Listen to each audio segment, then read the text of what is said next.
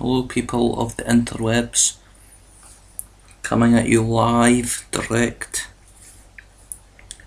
from not a very fancy place, just a simple home for somebody. In today's video, vlog, thing,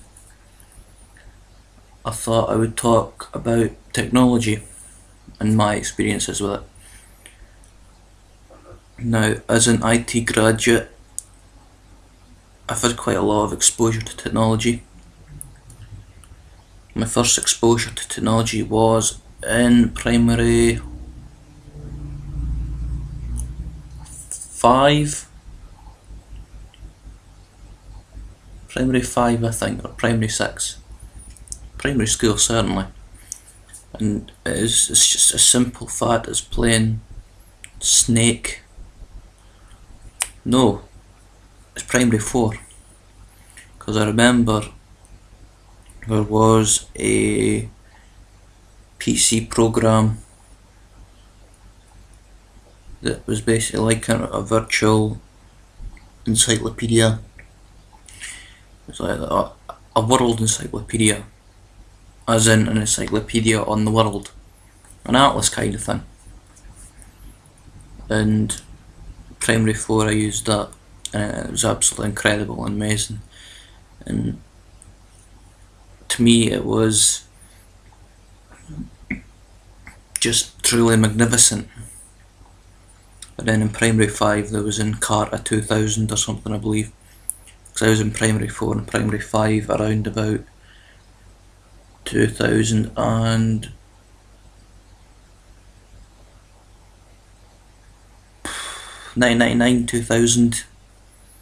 years, and that was my first experience of technology.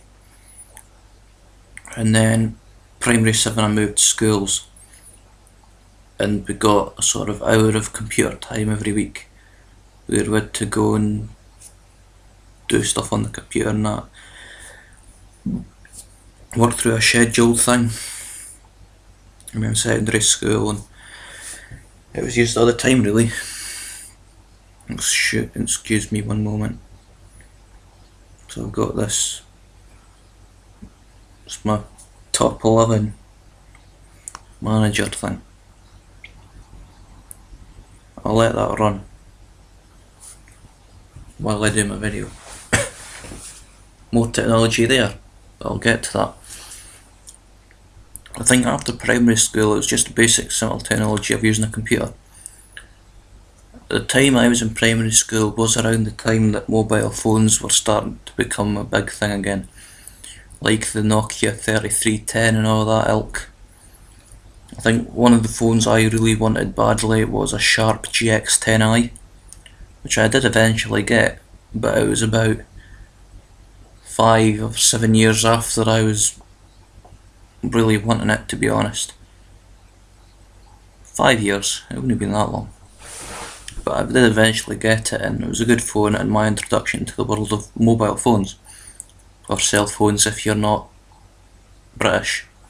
I'm not British either, I'm Scottish, but within the UK as a whole calls them mobile phones. So yeah, that was that.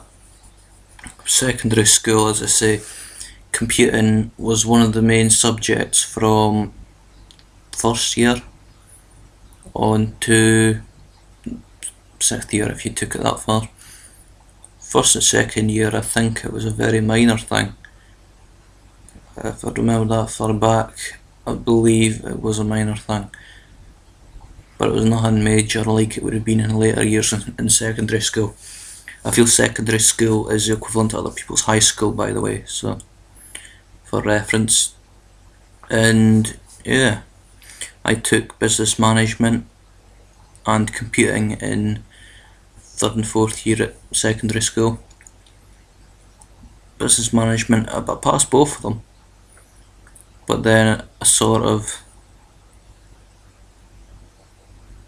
didn't go as far as I maybe wanted to it. Computing I took again in 5th year, I believe, and I also took my ECDL, which is European Computer Driving Licence, which is a good qualification to get in IT I mean, it's nothing difficult really, but it's something to have, I guess.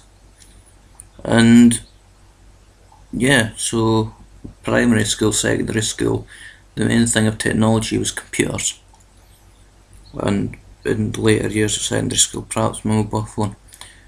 And that obviously graduated up from the Sharp GX10i to a Motorola L7. And I've scored right on half time. So yeah, that was my introduction to technology there. Now, since I left secondary school in 2008, I would say technology really has exploded.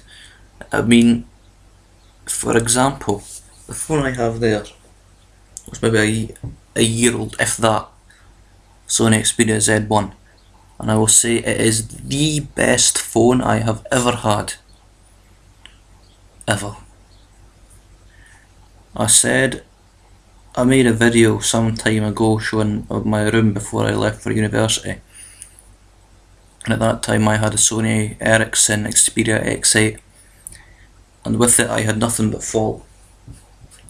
It would restart itself, it would freeze always, it was slow, it had a problem with charging that I found you could remedy by taking the battery out and putting it back in again, which was a great help after sending it away twice for the problem. Them's the breaks, I guess. But yeah, I made a video showing my room, and I said, and I quote, "I'll go on record as saying this, but I will never own another Sony phone again. They are rubbish." It seems dropping Ericsson has done them a world of good, because I would say that Sony Z1's the best phone I have ever had. And yeah, it's a magnificent phone. But the way I've gone is I went Sharp GX10i, Motorola L7 red. Then I went and got it was an LG, can't remember all the wee numbers and all that, but it was some LG touchscreen.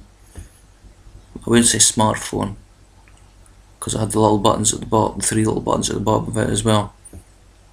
But it was an LG touchscreen phone. Then I graduated up to smartphones with the Xperia X8 in white. Then when that was finished, I got